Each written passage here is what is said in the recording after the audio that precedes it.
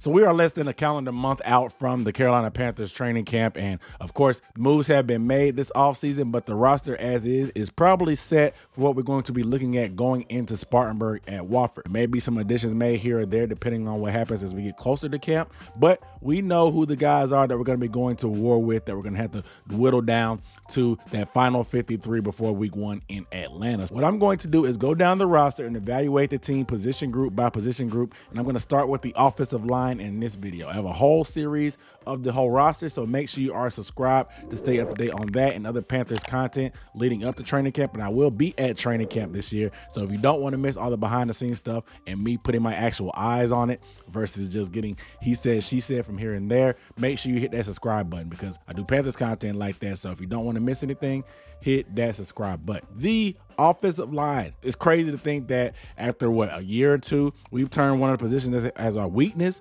into a strength. We drafted our franchise left tackle in Ike Ekwonu last year, and it seems like that, with obviously free agent additions of Austin Corbett and Bradley Bozeman, have made this group a formidable group. Our starting offensive line, looking at the depth chart, we have Ike, of course, at left tackle. Left guard is going to be Brady Christensen. Center is going to be Bradley Bozeman. Obviously, Austin Corbett is hurt right now, but I'll still slot him in as the starting right guard. And of course, Taylor Moton, who's been around for a while. And there are a multitude of other players, but some of the key backups I see is Cam Irving as the swing tackle, Chandler Zavala, our draft pick that we got at left guard out of the University of North Carolina State, Cade Mays, who was our second-year player coming in this year, and Justin McCray, who was picked up in free agency, who has a background with our offensive line coach. Now, I feel pretty good about this group as a whole. Obviously, bringing that continuity back will be big. I think that's the biggest factor in terms of a beneficial offensive line. Obviously, they made huge strides last year, one of the most underrated groups in the league. I think this is the year that they make a step up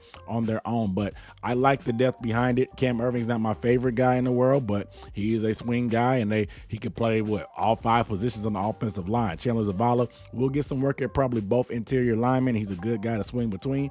Cade Mays will be a swing guy as well, and McCray is a good guy on the inside as well that has, like I said, has a background with the O-line coach. The position outlook, I'm glad that they approached this by trying to keep a strength a strength. They did not rest on their laurels of last year. They added more depth with Chandler Zavala. Bringing back Cam Irving, who seemed to be a good mentor piece for Ike Ekwonu, seemed to be a good move as well. But we know that Austin Corbett will be starting the year on the injured list. Now, will he be on the PUP list, the IR? I don't know, because it just depends how many weeks he'll be out. So getting slotted into that starting lineup will likely be Cade Mays. Now, Cade Mays, he took all the reps in the offseason program at right guard, so I expect him to be able to hold on to that spot during training camp as well, or at least have the first leg up in terms of taking those reps. And let's just be honest, man, we were very lucky last year to not really have any major injuries to the offensive line until week 17. Obviously, Pat Elflein got hurt, but we all thought that Bradley Bozeman was the better player anyway, so that I don't really count that for the most part, but we were pretty healthy all season long until that last Saints game where we lost Corbett and lost Brady Christensen. That's typically the nature of the NFL. You don't really usually get an injury-free group up front because guys get rolled up on, you have bad angles, you have hips, stuff like that. There's just a lot of pounding and reps that these offensive linemen take, and a lot of times they can't defend themselves because they're getting rolled up on by defenders or even running backs. So to have that clean bill of health, I don't expect it to happen again, unfortunately. I'll knock on wood to try to prevent that, but that's just the reality of the business. But I do like the depth that we added to try to make up for that. Like I said, Cade Mays will be stepping in for Corbett, but I also like that we have Zavala as well, who can play both guards as well. And Cade Mays, we know, can play pretty much every group on the offensive line, but I think they like him in between the guard and playing center somewhere as well. So I think we have some options to be able to move things around if some injuries happen, and I feel pretty good about our depth overall. Hey, if you're still watching this video, stop right now and hit that like button and hit the subscribe button if you have not. But if you also want to show some support to the channel,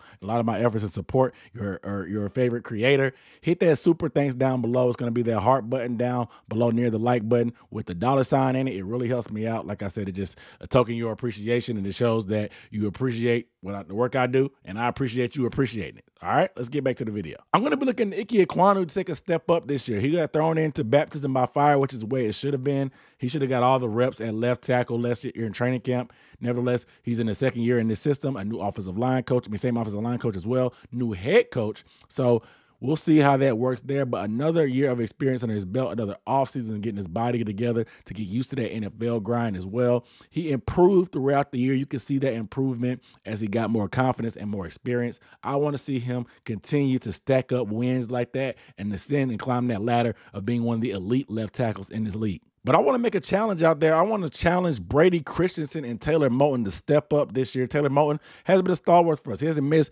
snaps at all. He doesn't. He's that guy. And I do think he played injured last year. I tried to give him the benefit of the doubt, but I saw no offseason surgery like I predicted for his lower leg. He just had a down year. So he needs to step up. Since he's gotten paid, he hasn't really played he hasn't really excelled like we expected him to be with that all-pro caliber style that we paid him to be. But I'm not really the type of guy to criticize guy over money, but I would like to see his level of play tick up. He's pretty consistent, but we need to raise that level of consistency and where that bar is or where that floor is, I guess you want to say, for him. That way he can be that stalwart. I do love him being, like I said, being healthy and reliable at that right tackle position. He's just okay, but I want to see him take that step back into the upper echelon, one of the better right tackles in the league. For Brady Christensen, we know this will be his second year playing left guard. We know he played tackle in college, and of course, he got thrown inside by Matt Rule because they thought his arm length wasn't up to par.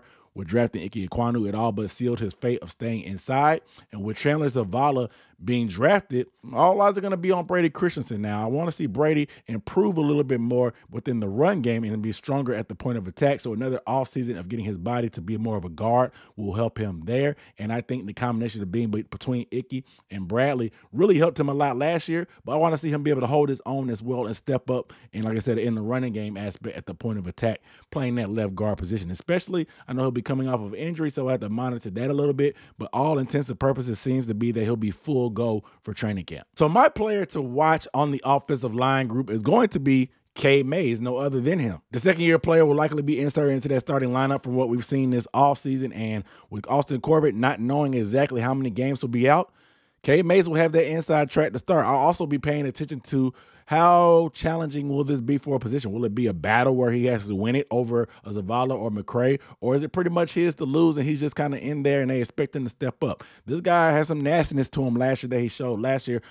with this team in preseason, and he really didn't get a ton of time outside of playing fullback in certain packages, but that experience, nevertheless, is going to help him in general. So I want to see what he can do after a year in the offseason system, getting to develop his body a little bit more and being able to strengthen up his body and frame as a whole. He came out of Tennessee playing a lot of different positions from pretty much all five of them, so he has that versatility, but I think they want to slot him in at that right guard position, but he has flexibility to be the backup center if, knock on wood, things go left that way. So I want to see what Cade Mays does because, like I said, Corbett is going to be, who knows? We'll get a little bit more clarity as time goes on and as camp goes on, but I want to see that jump that Cade Mays made from a rookie to a sophomore, and if he'll be able to hold on to that starting position, because if it's his to lose, what is the leash going to look like? You know, I think they have confidence in him, but like I said, it's going to be some competition at that interior offensive line position. So there's going to be guys breathing down his neck that can push for playing time. So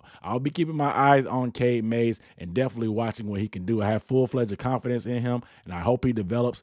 But we'll see. We'll see, and training camp is going to tell us a lot about that. You guys let me know down below in the comments, who is your player to watch from the offensive line that you're banking on? You know what I'm saying? Cade Mays, how you feel about that? Do you think he's the player to watch, or are you going to be watching somebody else like Brady because of a second year being in an interior offensive line? I want to get you guys' thoughts. But without further ado, make sure you guys are subscribed to the channel, like I said, to stay up to date on all things Panthers. I'll see you next time. Peace.